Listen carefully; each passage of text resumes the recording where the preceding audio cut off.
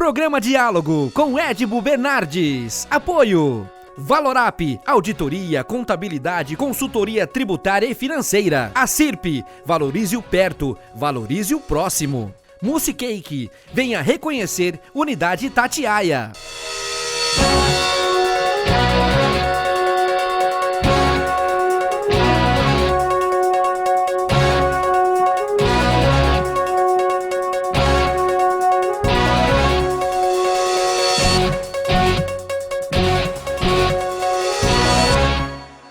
Olá, estamos iniciando mais um diálogo e hoje um assunto que eu queria já ter tratado há algum tempo, que é o valuation. O valuation é de valor, quanto vale a sua empresa, quanto vale a sua marca.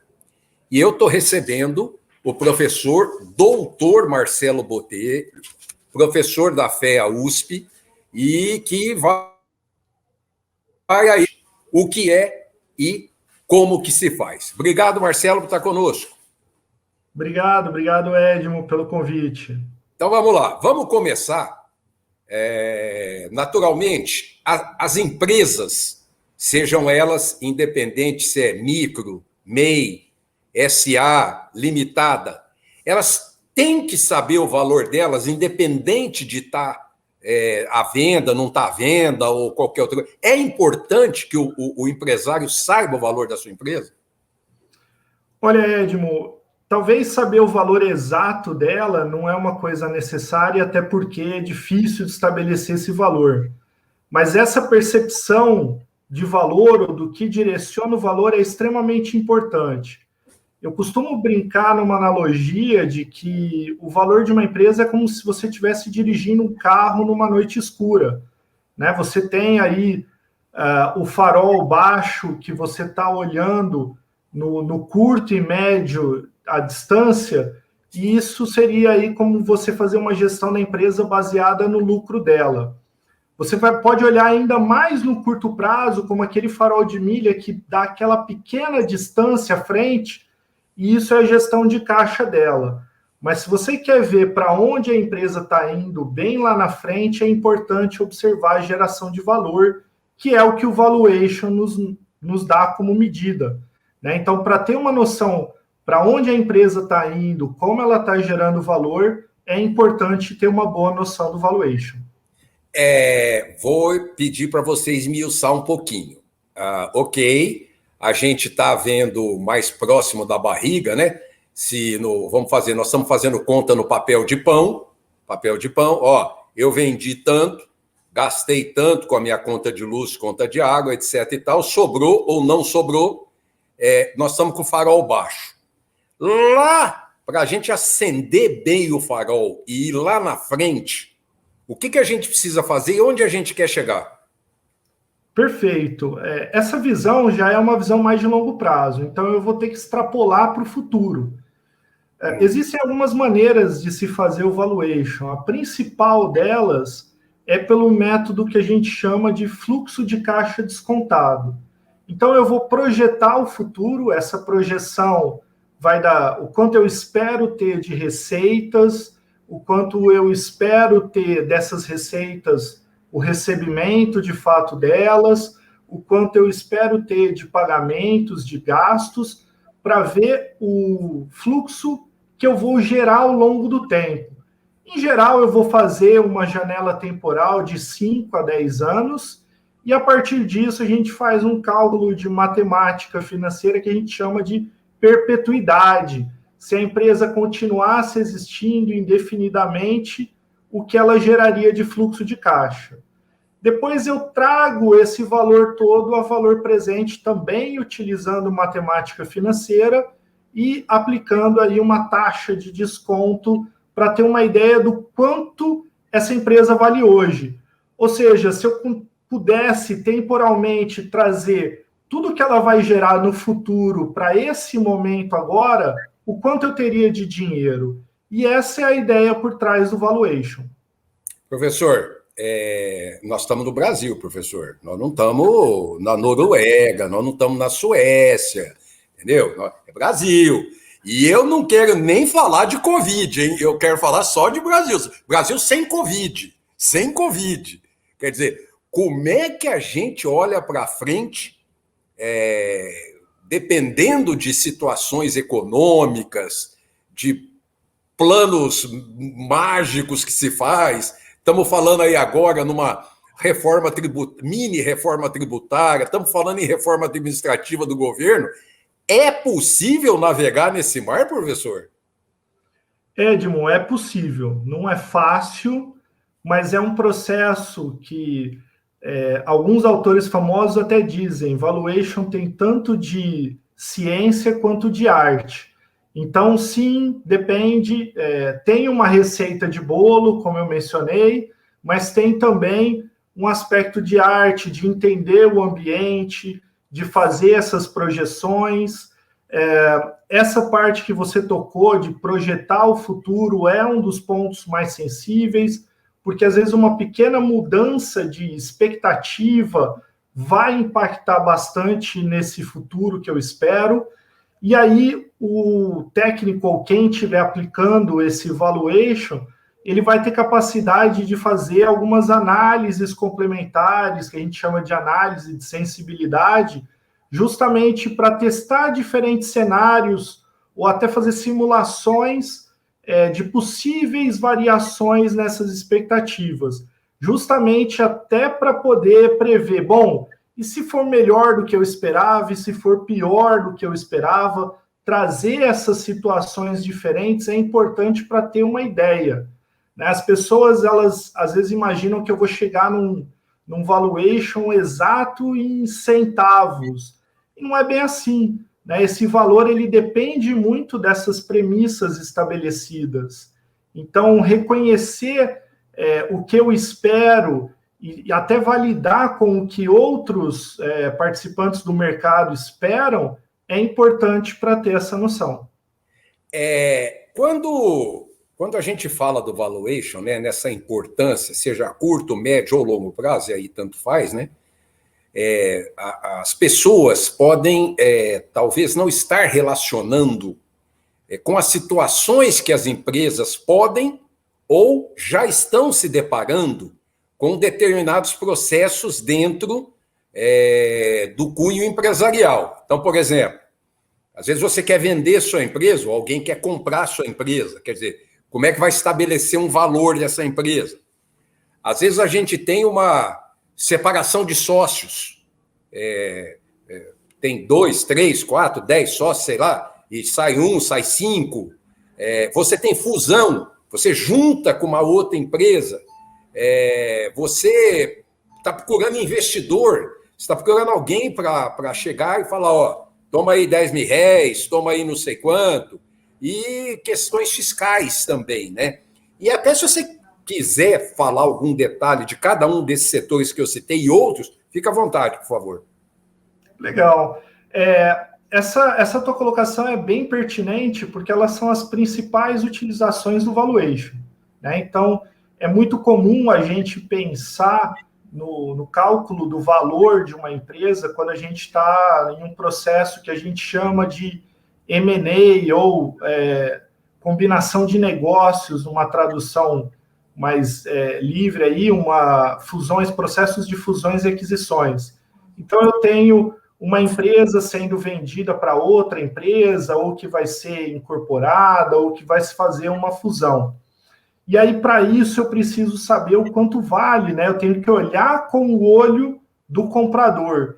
E muito desse processo de valuation, principalmente nessas combinações de negócios, nessas negociações, elas têm muito a ver com essa percepção de valor de quem compra, né? Que na contabilidade isso também tem a ver com o que a gente chama de valor justo.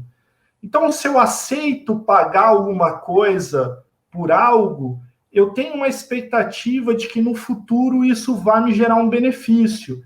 E um benefício de um valor maior ou igual àquilo que eu estou pagando. Isso vale para uma compra de uma empresa, isso vale para uma compra de uma mesa. Se eu vou comprar uma mesa nova para o meu escritório, eu vou pensar qual é o benefício que eu vou ter. E se eu chego no lugar e vejo uma mesa que eu considere muito cara, esse conceito de muito caro é porque eu entendo que o benefício de usar aquela mesa é menor do que eu estou sendo cobrado por ela.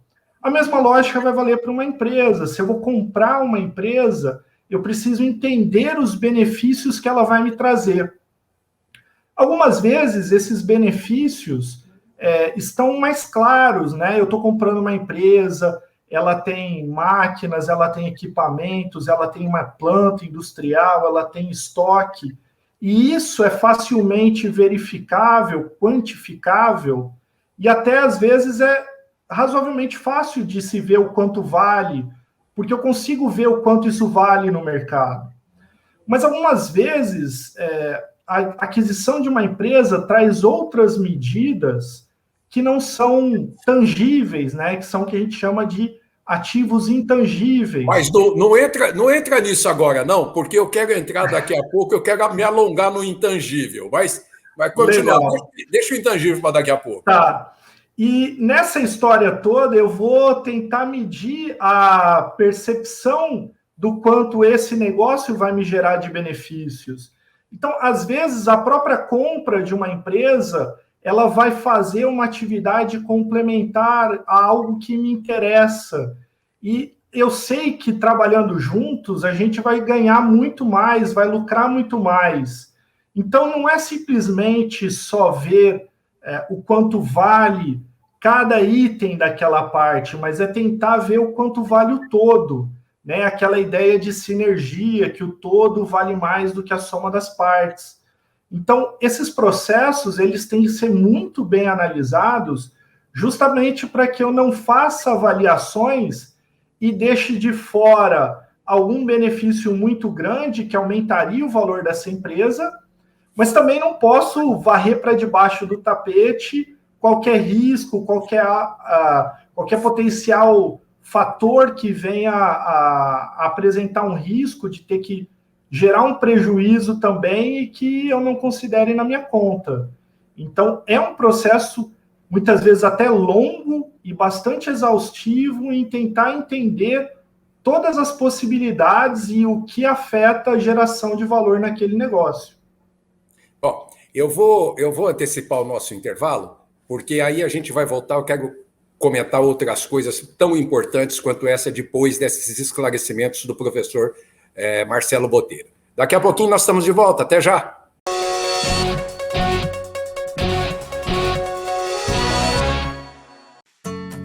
Hoje eu quero aquela brusqueta de pepperoni. Eu não vejo a hora de provar o confit de pato.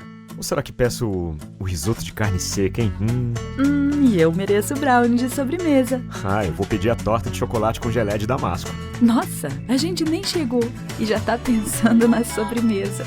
O mousse cake da Itatiaia agora é My Mousse Cake. O mousse cake que você sempre amou, com tudo que você sempre pediu. 1924. O desafio está no ar. Rádio Clube. Liderança total. Lembra daquela festa onde você foi, que tinha um monte de gente e de você chamando mais amigos? Afinal, sempre cabe mais um, não é? Você também se lembra que, depois da festa, teve beijos nos pais, nos avós e abraços nos amigos? Pois é, um deles está agora na fila do hospital esperando uma vaga. Falta de ar. Valeu a pena? 3 ou 4 horas de diversão para colocar em risco a vida de uma pessoa? Tome cuidado, porque assim como o vírus, arrependimento também mata.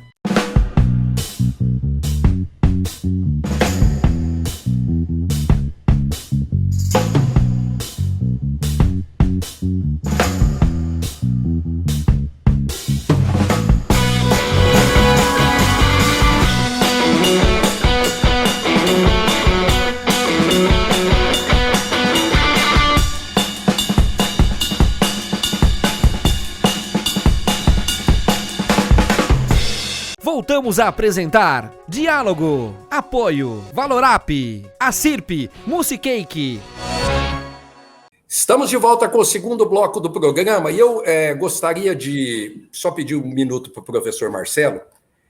Nós completamos, dia 11 de abril, 10 anos desse programa, o formato desse programa, e eu recebi uma carta do vereador Maurício Gasparini, a quem agradeço demais a gentileza, até porque sou fã da família, desde pai, irmãos, todo mundo, né?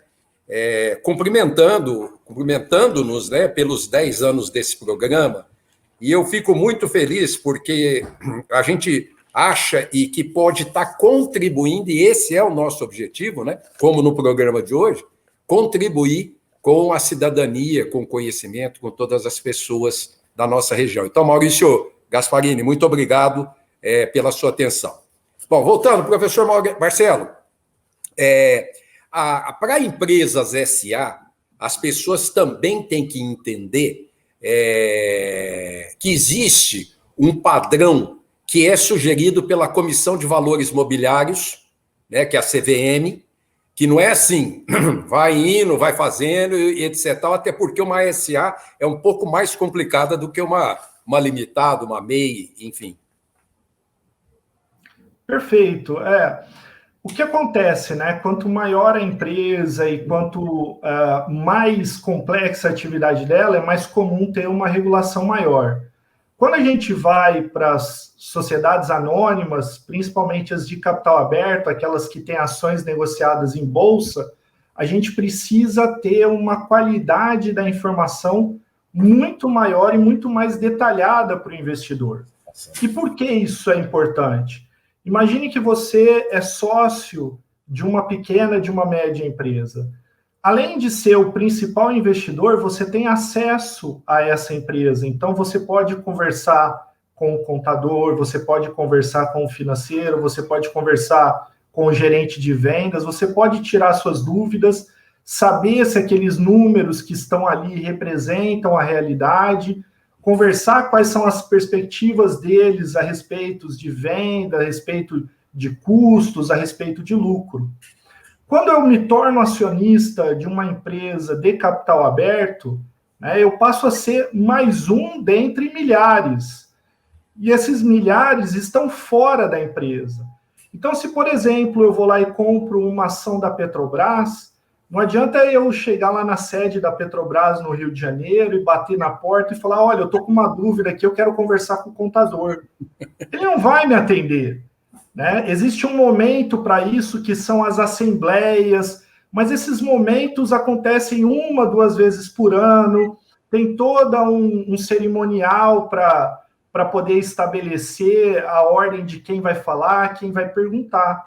Então, a CVM, o que ela faz é estabelecer padrões mais altos na divulgação dessas informações, justamente pensando nesse pequeno investidor que está fora da empresa, né, que muitas vezes é tratado como um minoritário, justamente porque ele não tem o acesso para poder tirar dúvidas, ele não vai ter todo o conhecimento em detalhes da operação da empresa.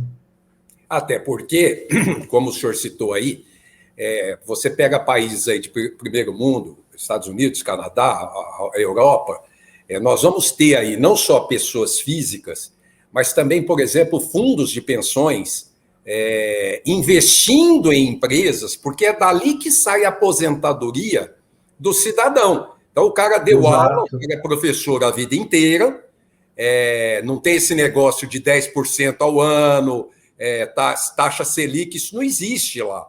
Né? Quer dizer, aliás, por exemplo, você pega no Japão, se você investir em um ano, você vai ter déficit, vai sair negativado, menos dinheiro do que você entrou um ano depois. Então, isso é um processo que também está vindo para o Brasil, né? Exatamente. Esse próprio processo de amadurecimento da educação e da filosofia financeira da população é importante. E aí, no Brasil, a gente tem, historicamente, o governo se preocupando com a nossa aposentadoria por meio do FGTS e uma baixa parcela da população que passa a pensar no futuro, até porque, quando eu tinha recurso, né, quando eu vim historicamente com taxa Selic alta, com os títulos públicos do governo pagando bem, eu estava bem confortável ali com risco baixo e um retorno alto. Essa realidade já não é mais a mesma, isso gerou um grande fluxo de migração para o que a gente chama de renda variável, que são os investimentos em fundos de renda variável e quem for fazer diretamente investindo em ações da Bolsa de Valores. E esse processo ele leva a uma maior responsabilidade por parte do investidor, porque ele passa a ter uma atuação direta, ativa, sobre o futuro rendimento que eu vou ter das minhas aplicações financeiras.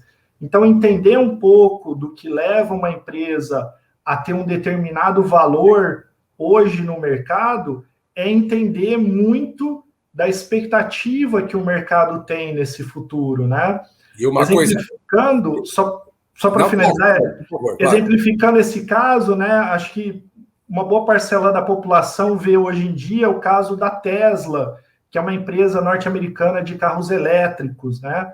A Tesla hoje vende menos de 200 mil veículos por trimestre, não deve dar 500 mil de veículos por ano, né? Só que ela tem uma expectativa de valorização, de potencial tão grande com o futuro, que hoje sozinha ela vale mais do que a soma das principais montadoras do mundo, como Toyota, como General Motors, que é a Chevrolet, Ford, Fiat. Então, quer dizer, uma marca que mesmo ainda não tendo lucros com a venda de veículos, tem um valor, tem um valuation maior do que a indústria tradicional, justamente porque o mercado percebe essa valorização. Por isso que o seu Elon Musk dormiu numa sexta-feira como o homem mais rico do mundo e ficou até uma segunda-feira. Logo, o Jeff Bezos, que abandonou a liderança da Amazon, passou para frente, retomou na segunda-feira, mas não é à toa que o seu Elon Musk saiu em primeiro lugar. Eu digo, por exemplo, a importância do valor das empresas, a gente está falando de fundos, a gente está falando mas tem, por exemplo, outro dia desse me procurou uma empresária dizendo o seguinte: Edmo, eu preciso de um investidor para o meu negócio. Eu não quero banco, não quero entrar no banco para pegar dinheiro, eu quero ampliar o meu negócio, abrir outras unidades e quero passar para você o quanto eu acho que vale o negócio para ver se tem investidor para entrar comigo no negócio. E tem, né, professor? Está cheio já de gente fazendo investimento dessa maneira. Só que ninguém vai entrar desconhecendo os valores dessa empresa. Exatamente. Esse é um mercado que tem crescido muito, tá? Tanto as empresas tentando fugir do mercado bancário tradicional, porque apresentam aí taxas de empréstimo mais altas e, consequentemente, mais caras para a empresa, quanto da parte dos investidores como uma maneira de diversificar suas estratégias de investimento. Então, nessas situações, elas são cada vez mais comuns. A gente vê a empresa fazendo uma avaliação, um valuation, então ela vai procurar, assumindo as suas premissas, os seus levantamentos, fazer essa apuração, e ela apresenta isso para alguns, normalmente vão algumas rodadas de investidores.